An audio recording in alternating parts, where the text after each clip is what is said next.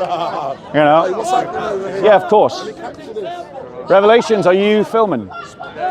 So there was no slavery before Islam. How come Easter changes each year? One slavery year it can be the started beginning of April, next year it can be the end of April. Yeah. So the answer is the Easter date is connected to the Jewish calendar, and the Jewish calendar is a lunar calendar, and so because in a lunar calendar dates move, that's why Easter moves with the new moon. So at the Council of Nicaea, there was a formula given about how to fix the Easter date. And that formula is why it moves, because it's linked to the new moon. So that's the reason. It just seems a bit odd, because obviously it's only odd if you're not aware of the historical Jewish nature of the Christian faith. Yeah, I'm not aware of that. I'm not. Yeah. I don't believe in any religion, just a waste of time. Yeah. But we always have the 25th of December is when Jesus was born. Yeah. But so, and that date's fixed, the same as anyone else's date of birth. Yeah. And everyone else's date of death is fixed as well. You can only die on one day, so it can't really change. The Easter, each year. yeah, the Easter date is fixed to the lunar moon. Well, why isn't it fixed to a date? Why isn't it fixed to the solar calendar? Or whatever, the calendar as we know. The reason why the birth date is fixed at Christmas is because of a festival that celebrates the incarnation of Christ in Mary, and when that date is celebrated, 9 months from that date is the 25th of December. So because this festival that celebrates Christ's incarnation is fixed, that's why the birth date is fixed. The reason why the Easter date is fixed in the way that it is to the lunar moon is, as I've said, because of the Jewish origins of the Christian faith. The Christian calendar that I follow, that influences your life, is there to give us guidance about how we're meant to form our lives as Christians. It's not meant to be a historical record. We don't treat it like a historical record.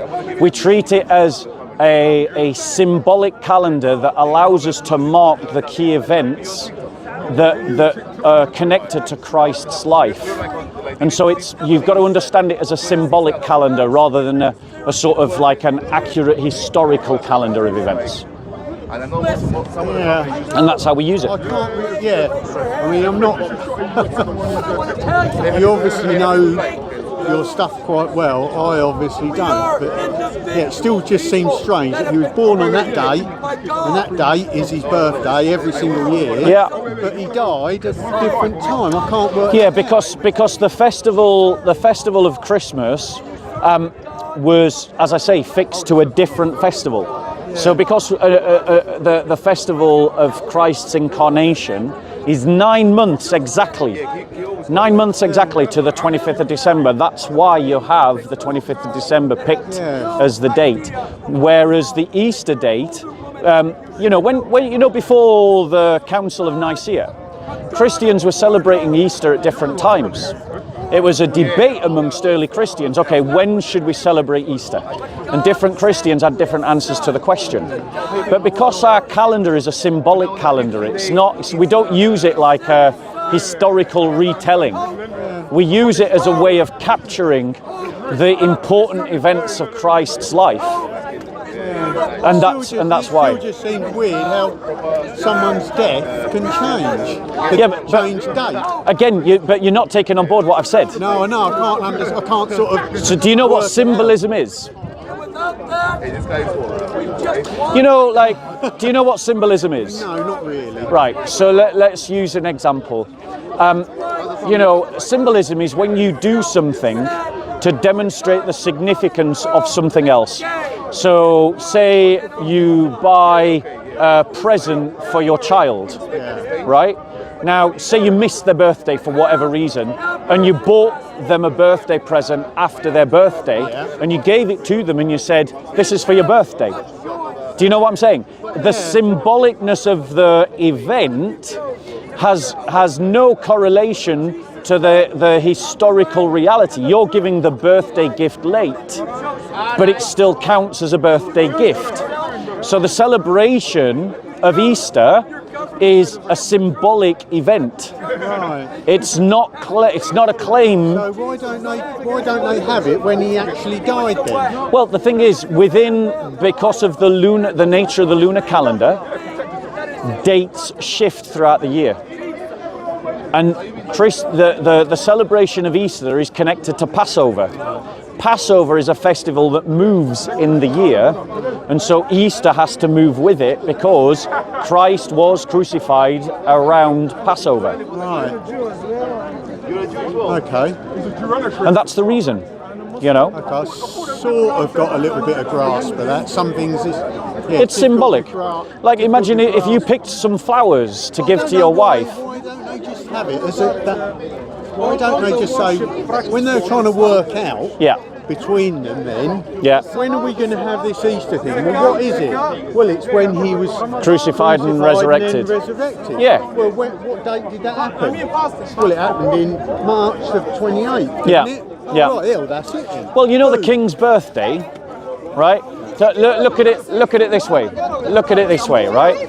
In terms of when did the King become king?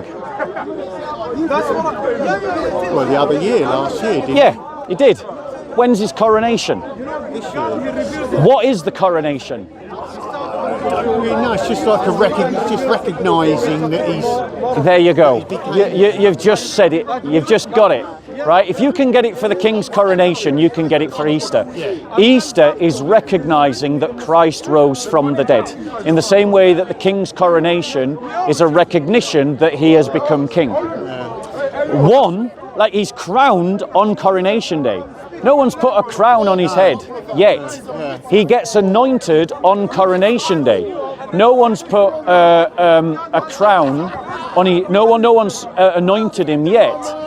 He became king last year on the day that his mother died. The day after, wasn't it? No, it was the day that his mother died, He became king immediately. Yeah. The moment his mother passed away, he became king. Yeah. But he's coronated king in a couple of weeks' time. And so it is with Christ's resurrection. The festival of the resurrection is acknowledging the fact of the resurrection. It isn't stating that on this day he was resurrected. Yeah.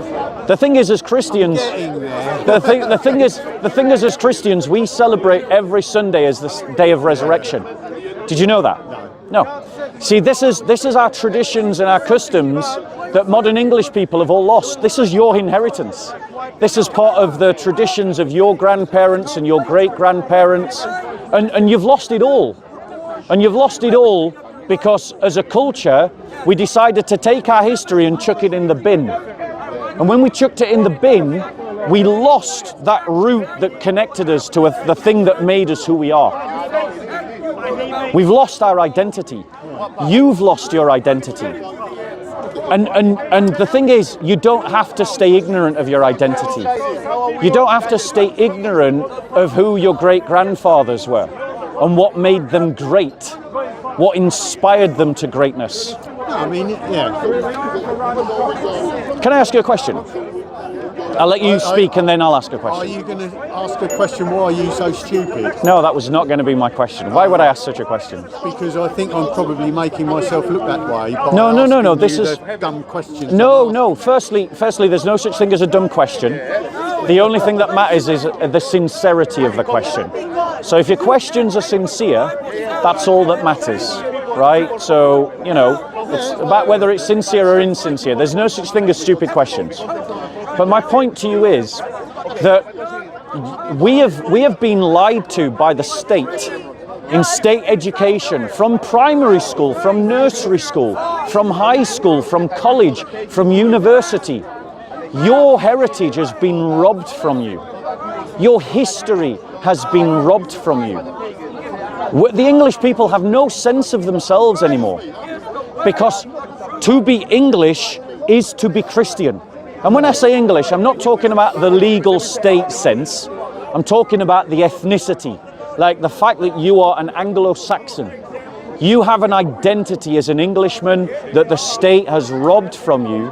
And the reason why it's robbed from you is because if you were to connect with your Christian roots, you would recognize that there's something more important than the state. You would recognize that there's something more important than the United Kingdom. You would realize that as Christians, we don't believe that the individual is the foundation rock of society, but the family. We don't recognize the Parliament as the highest authority, but God's revelation. We recognize that God's law is what is binding on us, even if it contradicts the state law, and that if keeping God's law means breaking the laws of the state, then we become criminals and we celebrate the fact that we are criminals. We embody a motif of martyrdom for our faith, giving ourselves to the kingdom of God, not the kingdom of the United Kingdom. That means that we have a basis upon which to oppose Sharia law, a basis upon which to oppose the transgender ideology and the LGBTQ silent P ideology that's sending the world mad and driving us over a cliff. These are the things that if you were a Christian, you would be connected to, and that is exactly why the state has made you ignorant of these things. And I'm inviting you to reconnect with all of those things. And the first step on that journey begins with answering this question. Who is Jesus Christ to you? Not to me, not to someone else, but to you personally. What's your name, brother? Ricky. Ricky. Who is Jesus Christ to you, Ricky?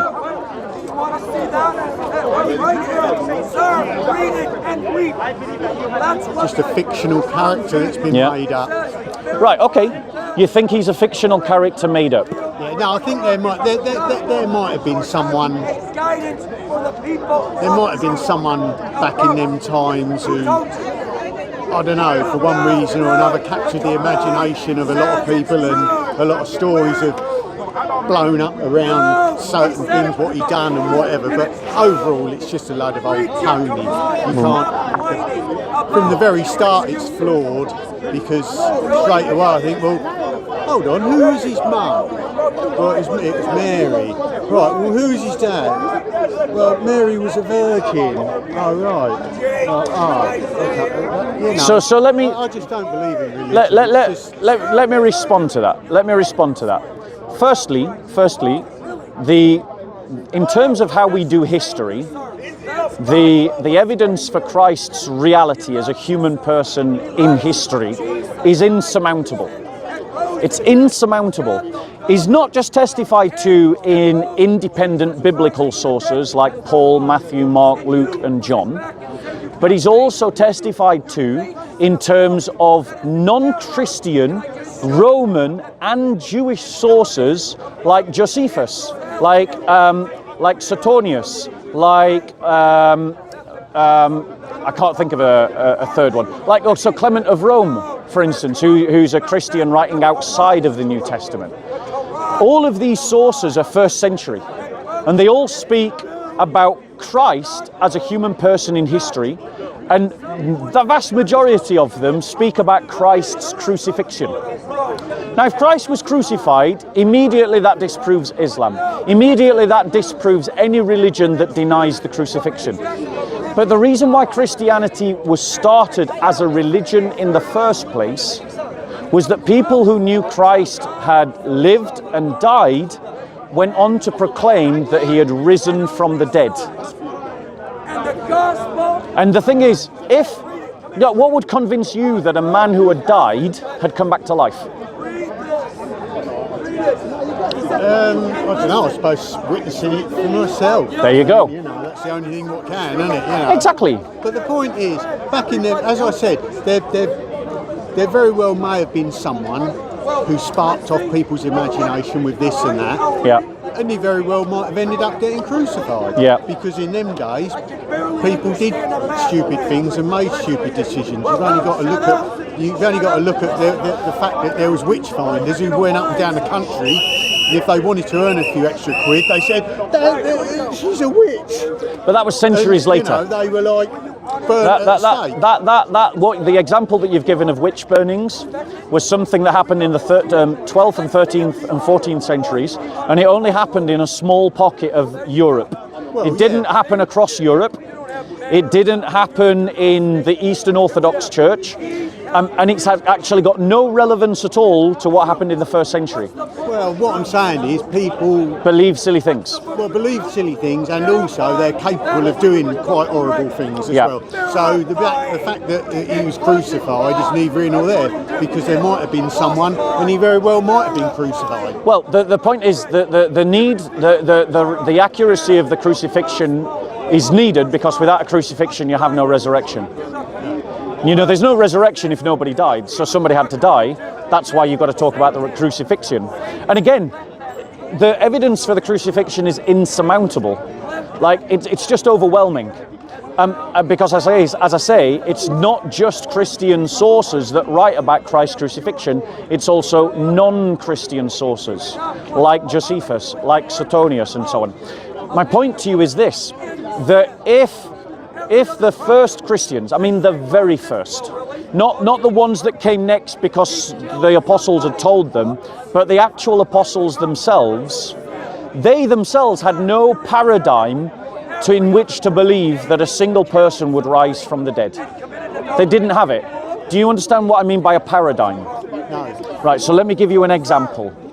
So imagine you're in a field in the countryside and you see a bright lit saucer kind of shape floating across a field, and then all of a sudden it zooms straight up at high speed and disappears into the night sky. What's the first thought that comes into your mind about what that was? First thing is you think, well, what the fuck was that? Well, yeah, and the next thought? Like, well, how do you answer that question? Where does your mind go to answer that question? There's no trick question here, it's just an honest...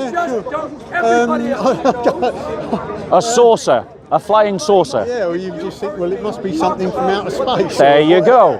Right, that's called a paradigmatic model. In other words, we have a place in our culture by which we understand luminous saucer-shaped objects that fly defying gravity, and we stick them in the category of UFO. That there was no box in 1st century Judaism for the idea of an individual rising from the dead. And yet, despite the absence of that paradigmatic matrix, the very first apostles went on to preach that a single person, their teacher, who they had seen crucified, had risen from the dead. And the question that you and every other person has to answer for themselves is why? Now, for me, the answer to that question is because, just like you, when you said the thing that would convince me is that I would have to see it with my own eyes, well, these first apostles saw it with their own eyes. Now, what's interesting is in 1st century Judaism, there was a paradigmatic model of what you do when your teacher dies. You venerate his tomb. You go to his tomb, you turn it into like a shrine, and you pray there, and you go and you visit his tomb and you honor him. So if he had just died and stayed dead, the most Jewish thing to do would have been to go to his tomb and venerate his tomb like other people did to other teachers, like they did to the prophets. And Jesus was seen as a prophet, you know, but they didn't do that with Jesus's tomb. And the reason why is because the tomb was empty. How does a dead body leave a tomb? Someone must have took it. Someone must have took it. Who? And why? Right, so let's do it. I'm going to be honest, like, let's look at your suggestion and let's treat it intelligently, right? Because I want to be fair to you. And all I ask in reciprocation for this is not that you come to a conclusion, is that you honestly consider the possibility that it was because a man rose actually from the dead. So let us assume that some grave robbers stole the body, right? We have two options. We either say it was someone other than the apostles that stole the body, or we say it was the apostles themselves that stole the body, okay? Now, the first thing about that is that we're admitting that the tomb was indeed empty, right? We're admitting that. And actually, the Jews, in their opposition to the Christian Jewish movement, did spread exactly that rumour. They said that the apostles stole the body, which means that they were acknowledging the tomb was empty. But if the apostles stole the body, I'm sure you know that liars make poor martyrs. Would you die for something you knew you had made up? If I stuck it, like, let's say you spread a lie, and this lie got you rich, and I stuck a gun to your head, and I said, you either stop saying this or I'm going to blow your head out right now. Which would you rather do? Continue the lie and me blow your brains out, or say, okay, I made it all up, and go off? Which would you do? I'd rather admit to it than... Exactly. Do you think people 2,000 years ago were any different when confronted with death? But yet we know that many early Christians, like Stephen, like James, like Peter, like Paul, were martyred for their faith that Christ had risen from the dead. So martyrs, liars, make poor martyrs. So we know this from that. We know that they genuinely believed what they believed. Now, let us look at the other example, the idea that some rogues, some vagabonds, we don't even know their names, stole the body. If they stole the body, we still have to answer the question, why did Mary, why did Paul, why did Peter, why did the other apostles believe that Christ had risen from the dead and go out and preach that? If they saw that their leader had died, but they had no connection to the stealing of the body, then why did they come to believe that Christ had risen from the dead? So either way, we're still confronted with the fact that they genuinely believe that Christ had risen from the dead. And that is an evidence to the fact that that resurrection is true. That it's real. That it was a real experience.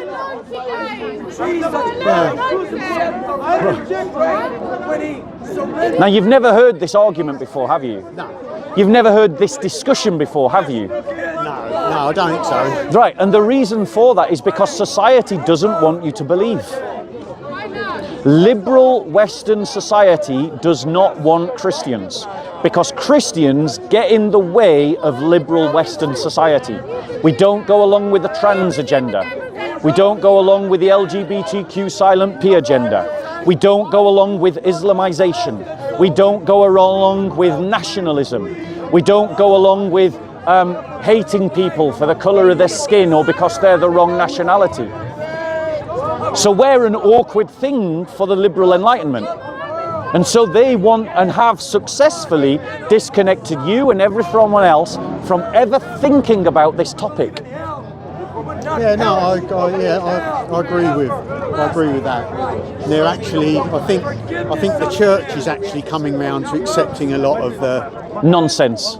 the LGBT. Yeah, and when we say the church, what we really mean is the Church of England. Yeah. And even then, when we say the church, we only mean parts of the Church of England. What we don't mean is the full body of Christ. Nearly every Christian, in fact, every Christian I know in this park rejects all of that. And Christians are going to prison for it. Christians are being prosecuted for this belief. Like, where Christians are losing the right to adopt because of this belief. So we're opposing the gods of this world. But everyone in our society is encouraged to bow to the gods of this world. The gods of self, the god of the NHS, the god of the British Army, the god of multiculturalism, the god of unthinking tolerance. These are the gods of our world, and to wit, we Christians say, no, burn them all. Christ has risen. And in Christ is true life. Yeah. Go on. Anyway. What's your name? Ricky, isn't it? Ricky, yeah. Ricky, I want to give you a gift. Sorry, who are you? Bob. Bob, that's right. Bob of Speaker's Corner. Let me give you a gift, Ricky. It'll be something small. You can stick it down the front of your coat. Have you got a gospel at home?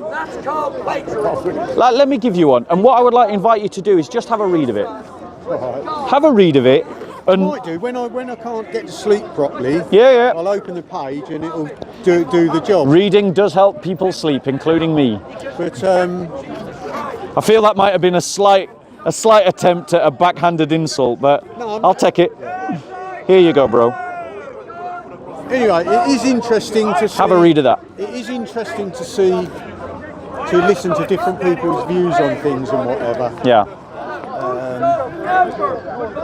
But no, I don't think I'll ever be persuaded that there is a God or blah blah blah. I believe we're just an animal. We've evolved, and that's it. I can't answer all the questions where we've evolved from, how we're this or that, but it just seems common sense to me that, you know, we have evolved.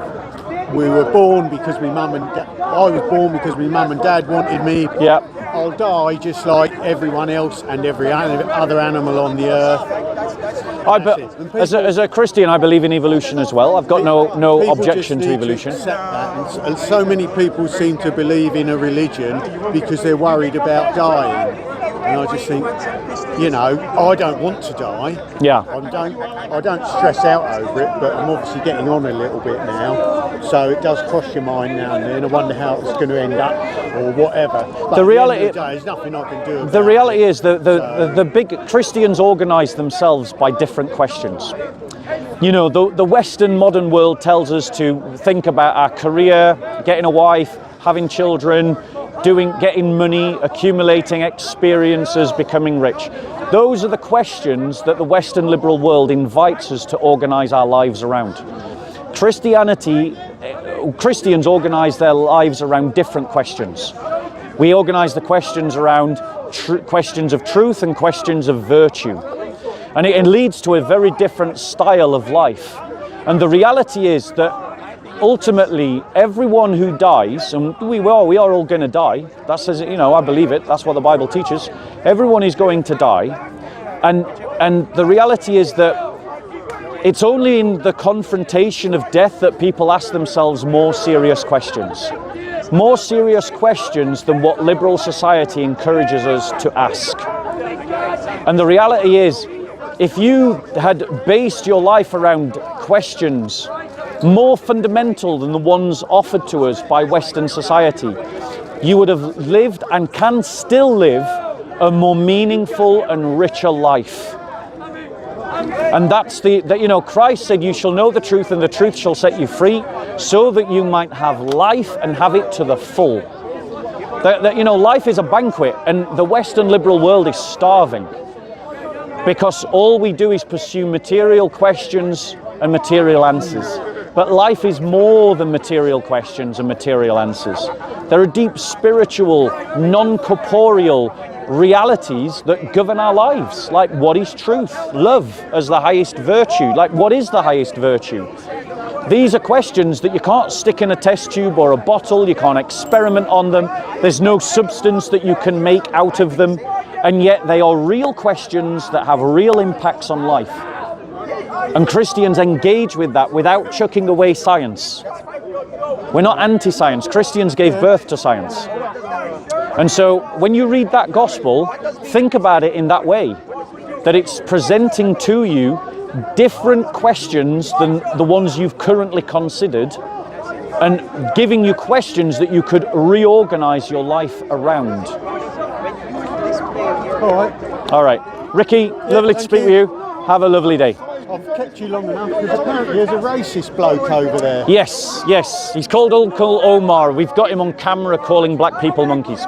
Really? Yeah, very much so. What colour is he? He's from the Middle East. He's from the Middle East, I think. He went and fought with the Taliban, apparently. I don't know if that's true. Oh well. Thanks a lot. All right then. God bless.